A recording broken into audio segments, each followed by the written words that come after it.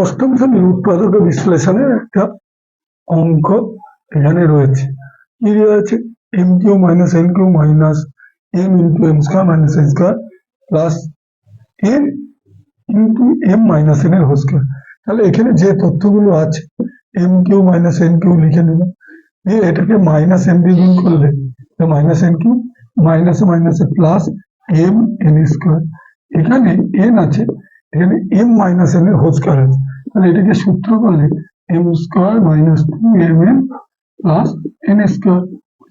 এখন এই অংশে যা আছে তাহলে এখানে দেখা যাচ্ছে minus M Q plus M Q কেটে গেল, তাহলে এখানে মাইনাস এন এর Q plus M N square. এবার এই অংশে M square minus two M plus N square, তার আগে এন আছে, তাহলে প্রত্যেকটা অংশকে আমি যদি এন দিয়ে গুণ করি তাহলে এন দিয়ে এটাকে গুণ করলে plus m square N minus plus minus minus two m আর দুটো এন আছে, তাহলে টু এম থাকলো আর এন এন গুণ করলে এন স্কোয়ার, এখানে প্লাসে প্লাসে প্লাস এন কিউ। তাহলে এখানেও দেখা যাচ্ছে plus n Q minus N q কেটে গেল, তাহলে এখানে এম এন স্কোয়ার আর minus two M N square.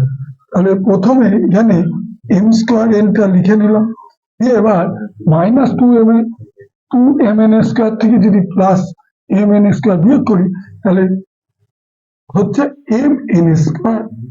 কিন্তু এর আগে যেহেতু এটা বড় চিহ্নটা বুঝিয়ে দিলাম, এবার M square N minus M N square এই অংশ থেকে যদি এম আর এম, এখানে এম স্কোয়ার আছে এখানে এম আছে, তাহলে এম কমন গেল, এখানে এন আছে এখানে এন স্কোয়ার আছে, এন কমন গেল, তাহলে এখানে পড়ে থাকছে কি?